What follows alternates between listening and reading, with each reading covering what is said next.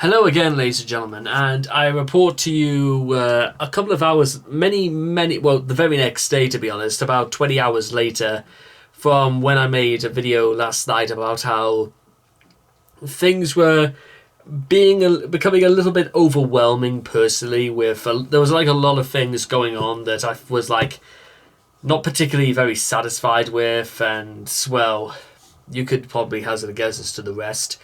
Now, a certain amount of time has passed by, and first of all, I must say my day at work was much smoother than expected. It's not that I'm bad at my job or anything like that, or things are just it's just I feel like there's more. I know absolutely more that I can. There's more I can do.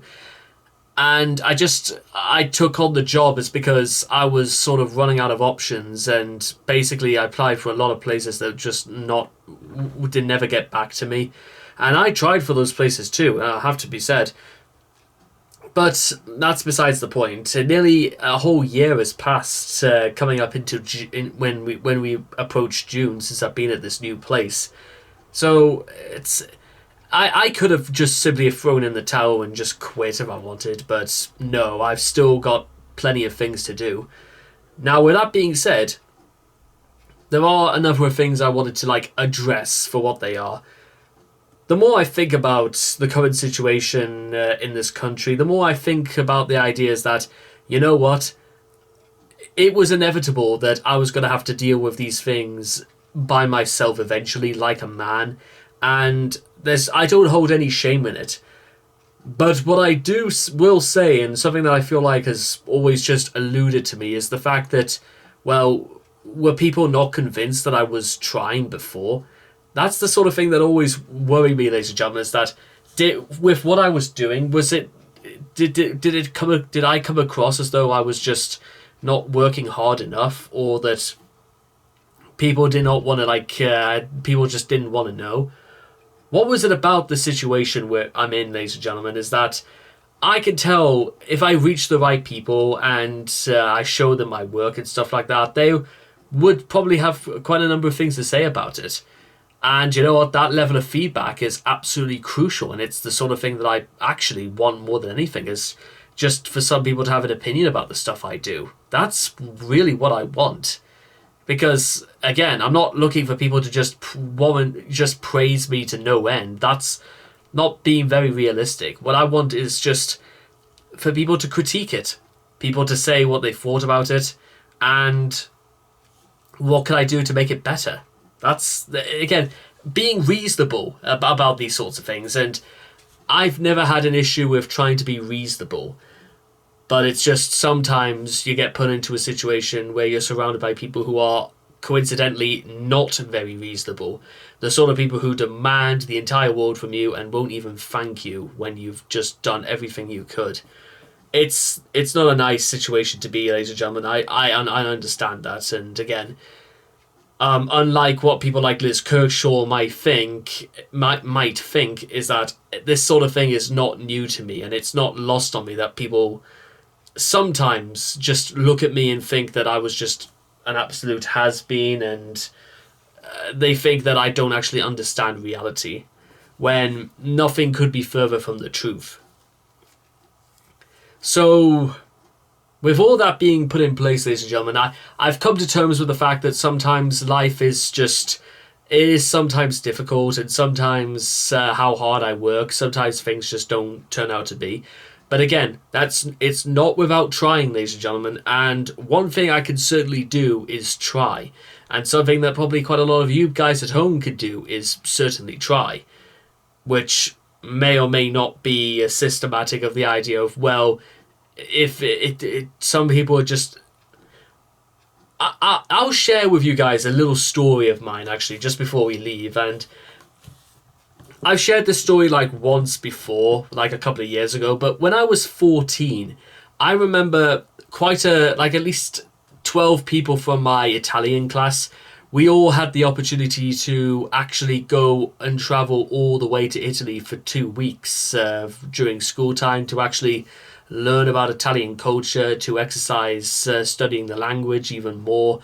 It was basically a reward for all of us who were working so hard and were actually wanting to give something back, and suggest that maybe learning Italian full time is not particularly a bad idea, or something we shouldn't just remove out of hand for so many people.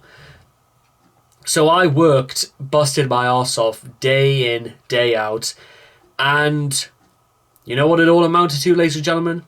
All of this hard work, all of this effort, is that a couple of weeks later, even after I was working my hardest, trying to, really excel in what I did, we got told that the people chosen would be chosen completely at random, and it would be done in front of all of us. From like at least 15 people, and only about 8 would actually go. And I was not one of the ones chosen.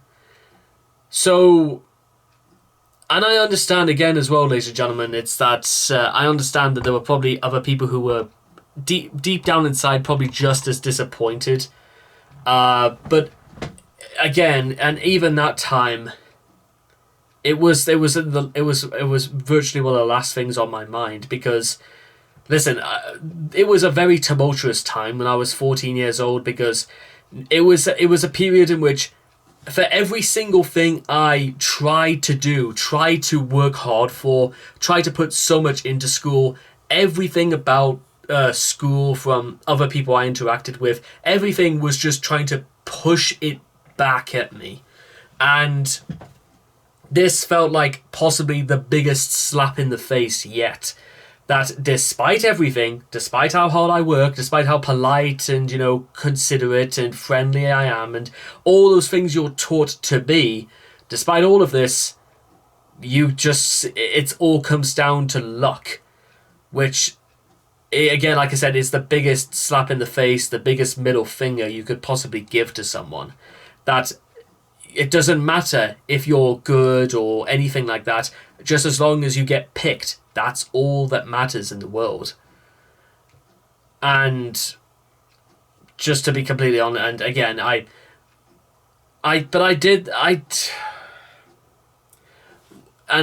needless to say, I did not choose to study Italian at GCSE. That I can say that much.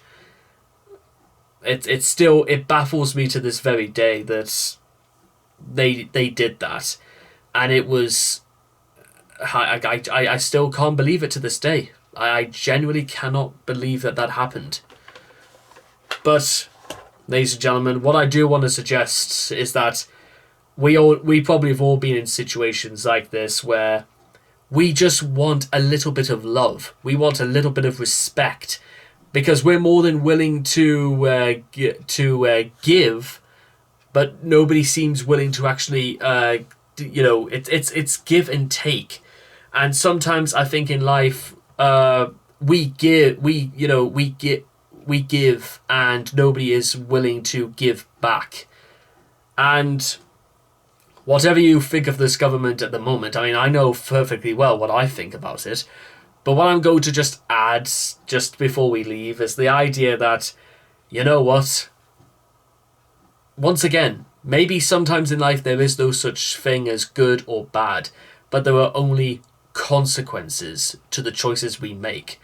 And you know what? People won't like the things that I do. Certainly a lot of people don't like it when I have very harsh things to say about GB News, and when I'm very, very critical about the exploits and the crimes and the vindications of the Reform Party. But you know what? That's it. That's how it is. So analyze and interpret. That I understand that sometimes literally morals and morality and humanity only matter sometimes. Interpret. Well, if people were willing to literally exempt the fact that the quality or the standard of what I was doing only mattered insofar as the fact that I was quote unquote chosen to possibly be as a part of all this, and free, the conclusion is that, well, you know what, if that is how it is, then the best thing I could certainly do during this period of time is simply be elected. Not for other people to just say, maybe we'll choose you. No, I want to actually be chosen. I actually want to be that guy. I actually want to win and succeed at life through the things that I do. Not when it comes down to ridiculous things, like it can be just come down to, we'll say, that one over there. That's not good enough for me. Things coming down to pure choice is, or just down to pure luck, is not really that doesn't work for me.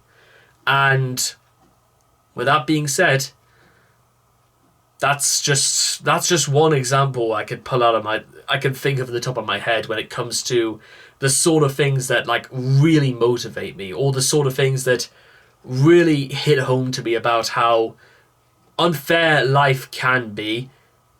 It doesn't always have to be like that. There are other things out there that don't operate to that level of build you up to knock you back down again mentality. So that's why I don't wallow in despair anymore. That's why I don't feel sorry for myself anymore. That's why I don't feel like what I used to be anymore. Not because I know better now that as an adult I have to mature past these things and stop living in the past, but because, simply put, I don't want to be like that anymore. But is it fair to say that the only reason why I want to succeed is because I don't want to fail? Is that a good enough excuse? Or what about the idea that I want to succeed to spite every single person who ever tried to put me down, who didn't listen to me, who didn't understand me, and who ultimately decided that I was not worth their time to listen to, so we'll just completely ignore everything they say?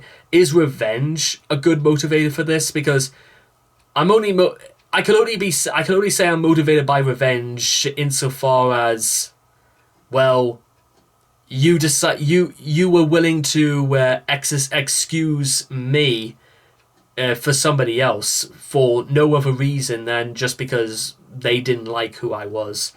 That doesn't cut it for me either, especially when you're in a position of authority such as a lecturer or a teacher, anything like that. That's the sort of thing that doesn't work for me either. So hopefully by the time this video goes out, I shall already be making plans and really, really going ahead with just with everything. So I hope you guys understand this, and I'll be looking forward to hearing from all of you guys again next time. So take care, and bye bye for now.